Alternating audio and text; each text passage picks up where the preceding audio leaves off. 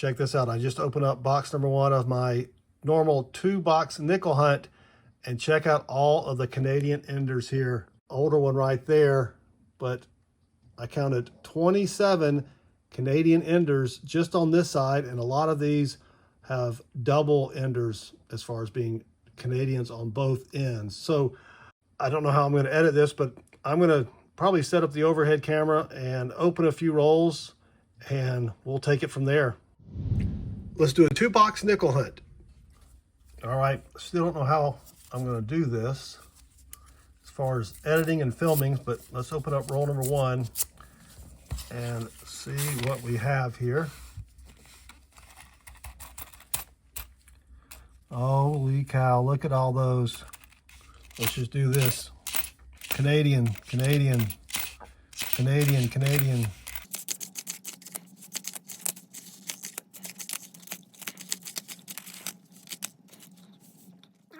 So I don't think I'm going to be able to show every roll like this. That would take forever. So I think I'm just going to hunt 10 rolls at a time, and I'll come back after each 10 and give you sort of a recap. And if I find anything else that's not a Canadian nickel, that's a good find, I'll come back and show you that as well. All right, I'm finished with the first 10 rolls, and I'll bring you back just to show you that I have found 167 2009 Canadian nickels just in the first 10 rolls. And yeah, the only other American find so far is a 1958 out of Denver. So I think I'll hunt the next 10, come back with an update until we finish the box. All right, I'm on roll 11, and I brought you back just because we have something other than 2009s here. We've got a 1978, 1977. Well, there's a 2009. There's a 79. Oh, nice. A 71, 77, 78. So maybe I'll have a little bit of variety there. 73, 75. All right. I'll finish the next 10 rolls and come back with an update. And that's it for the next 10 rolls. So through 20 rolls, we have 380 Canadian nickels. I just started putting the 2009s in this bucket here, but we do have one from 1960, and then we have the row of 70s, and then a couple from 1980 here. I'll give a better recap after I finish the box, but so far 380 Canadian nickels out of 800, so it's about 48%. All right, I'll be back after I finish the next 10 rolls. All right, roll 26. The 60s to 80s are still stacking up here, but I finally have a roll that does not have a single Canadian nickel in it. That is crazy. Roll 30, and I brought you back because we have a King George nickel here, King George the 6th. It's got a bunch of scratches on it, but it's from, oh nice, 1947. All right, well, I'm going to finish up the roll, add these to the stack, and I'll come back with an update. All right, we're through 30 rolls here, 507 Canadian nickels. The percentage is down to about 42%. We did get one from the 50s, and of course, you already saw the 1947 here. But we've got 50s, 60s, 70s, 80s. Nothing past 81, though, so far.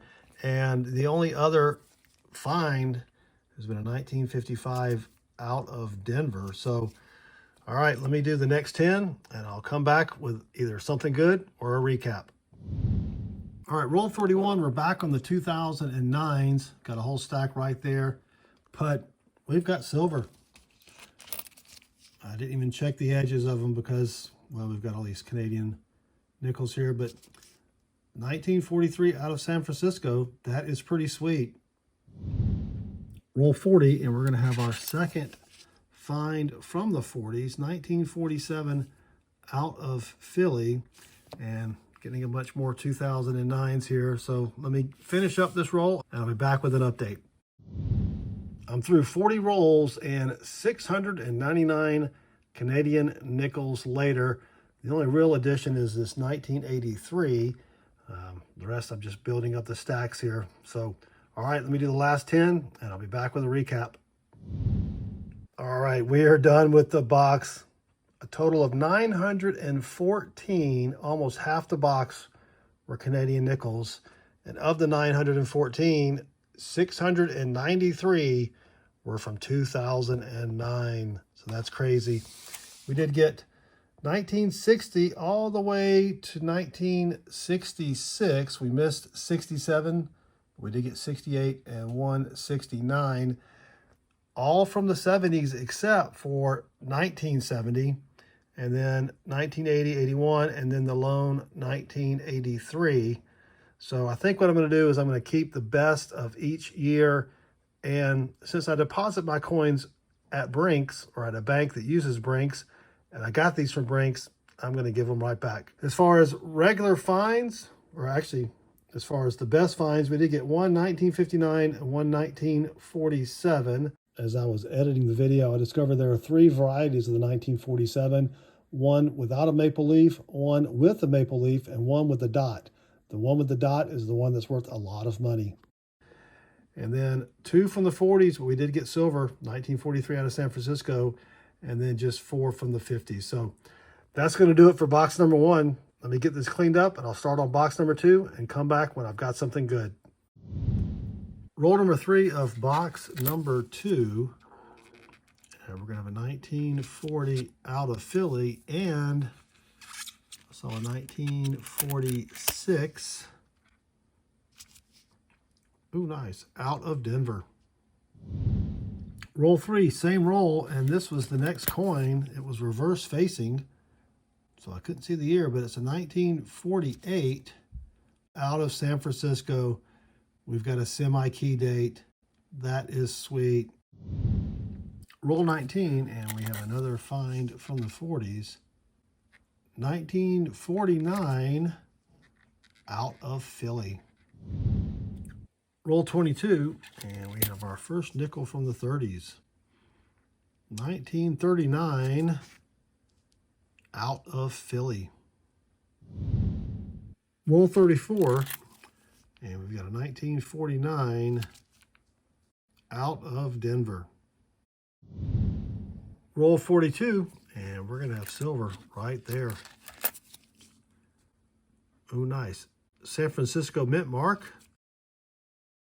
1945 out of San Francisco. 35% silver war nickel. That is sweet. And that's it for box number 2. Not a lot of finds here, but let's do a quick recap. We have 10 nickels from the 50s. The lowest minted one is a 1952 out of San Francisco. Just 8 from the 40s, and the lowest minted one is a semi-key date, 1948 out of San Francisco. We did get one 1939 out of Philly and one 1945 out of San Francisco. 35% silver war nickel. So that's pretty sweet. All right, thanks for watching. Don't forget, click that like button and subscribe.